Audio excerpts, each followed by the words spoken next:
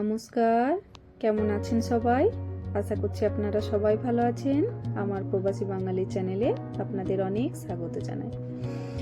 বাচ্চাকে একটু সময় দিলেই দেখি ওর মন খুব খুশি থাকে। জানেন, মোবাইল বেশি না দিয়ে বিভিন্ন অ্যাক্টিভিটিসের মধ্যে রাখার চেষ্টা করি। এর মধ্যে থাকলে বাচ্চা বেশ ভালো থাকে। আসলে ছোটবেলায় ও খুব জেদ করত, একটুকুও ধীর ছিল না। আর বাচ্চা যাতে একাকিত্বে না ভোগে সেই জন্য আমরা দুজনে মাঝে মধ্যে কিছু কিছু অ্যাক্টিভিটিস করে দেখাই, যাতে ওরও ভালো লাগে। তো সেই জন্য একবার ছোটবেলায় ডক্টরের কাছে গেছিলাম। তো ডক্টর আমাদেরকে কিছু সায়েন্টিফিক টিপস দিয়েছিলেন। চলুন আপনাদেরকে একটু জানাই কি কি উনি টিপস দিয়েছিলেন। যেমন ধরুন, নাম্বার 1, বাচ্চা ঘুম থেকে উঠলে 2 মিনিট সময় দিন। এমন ব্যবহার করুন যাতে বাচ্চার সারাটা দিন ভালো কাটে। যেমন ধরুন, রাত্রিতে ঘুম ভালো হয়েছে কিনা একবার জিজ্ঞাসা করুন। নাম্বার 2, যদি স্কুল ছুটি থাকে তাহলে বাচ্চাকে বলুন, আজকে আমরা অন্যায় কাজ করব না। যে ভুল করবে তার 100-এর থেকে মার্কস কাটা যাবে। দেখবেন ভুল কাজ আস্তে আস্তে কমবে। তবে একটি কথা কখনো বলবেন না যে এই কাজটি করে দিলে তোমাকে আমি গিফট দেব। তাহলে গিভ অ্যান্ড টেকের ব্যাপারটা জলদি বুঝে যায় বাচ্চারা। নাম্বার 3, বাচ্চা যদি জিদ্দি করে তাহলে আগে তার কথাটি বোঝার চেষ্টা করুন। যদি আপনার মনে হয় সে ঠিক বলছে তাহলে মেনে নিন, আর তা সম্ভব না হলে যাতে তার মনে কোনো রাগ না থাকে তাহলে সেরকমই আপনি চেষ্টা করুন। কারণ কেবলমাত্র মাই বুঝতে পারে কি করলে তার বাচ্চা শান্ত হবে। নাম্বার 4, ছোট বড় যে কোনো বিষয়ের উপর যদি বাচ্চা ভালো কিছু করে তাহলে বাচ্চার কাছে প্রশংসা করুন। এতে বাচ্চা আরও ভালো কাজ করার মানসিকতা রাখবে পরবর্তীতে। আর যদি ভুল করে তাহলে বলুন, আজ তোমার ব্যবহারে খুব কষ্ট পেলাম। দেখবেন কিছুটা হলেও নিজের ভুল বুঝতে শিখবে। নাম্বার 5, স্বামী স্ত্রীর মধ্যে যে কথোপকথন সেটি বাচ্চার কাছে বেশি যেন না হয়। কারণ আপনারা একে অপরের সাথে যে ব্যবহার করবেন পরবর্তীতে বাচ্চাও অন্যের ওপরে একই ব্যবহার দেখাবে। নাম্বার 6, বাচ্চা যখন খাবে তখন কোনোভাবে ফোন হাতে দেবেন না। কারণ ফোন দিলে এক একটি খাবারের স্বাদ কেমন তা তারা বুঝতে পারবে না। সব খাবার একই বলে মনে হবে। নাম্বার 7, বাচ্চা যখন স্কুল থেকে ফিরবে 3 মিনিট বাচ্চার সাথে কথা বলুন। তাকে জিজ্ঞাসা করুন স্কুলে আজ দিনটি কেমন কাটলো। দেখবেন একাকিত্ব বোধ ধীরে ধীরে কমতে থাকবে। পারলে বাচ্চাকে একটু সময় দিন। নাম্বার 8, রাত্রে শোবার সময় বাচ্চার মাথায় একটু হাত বুলিয়ে দিন। এই কয়েকটি নিয়ম যদি পালন হয় তাহলে বাচ্চার সাথে বাবা মার সম্পর্ক অটুট থাকে। তো আমার এই কথাগুলি খুব ভালো লেগেছিল জানেন। তারপর থেকে আমি এইভাবেই চেষ্টা করি যে বাচ্চার সাথে আমি কিভাবে থাকলে ওর আরো ভালো লাগবে। তো তখন থেকেই এইরকম এক একটি চেষ্টা করতে থাকি বিভিন্ন অ্যাক্টিভিটিসের মাধ্যমে। কখনো ওর সাথে খেলা, ব্যাডমিন্টন বলুন বা লুডো বলুন বা দাবা বলুন, একটু করে যখনই স্কুল ছুটি থাকে কখনো কখনো একটু করে আমরা খেলি। তাতে করে কি হয় দেখি আর ওর সেই একাকিত্ব বোধটাও লাগে না, আর দেখি ফোন দেখাটাও অনেকটা কম। হয়তো খুব কম সময়, আধা ঘন্টার মতো হয়তো ফোন দেখে। আর ম্যাক্সিমাম সময় তো পড়াশোনা থাকে, অ্যাক্টিভিটিসের ক্লাস থাকে, ব্যাস সময় কোন দিকেই কেটে যায়। তো এইভাবেই দেখেছি বাচ্চার মন ভালো থাকে, অথচ একাকিত্ব বোধে আর ভুগতে হয় না। আপনারাও চেষ্টা করতে পারেন, একবার দেখতে পারেন। আশা করছি এই টিপসগুলি ফলো করলে আপনাদের বাচ্চাও ভালো থাকবে।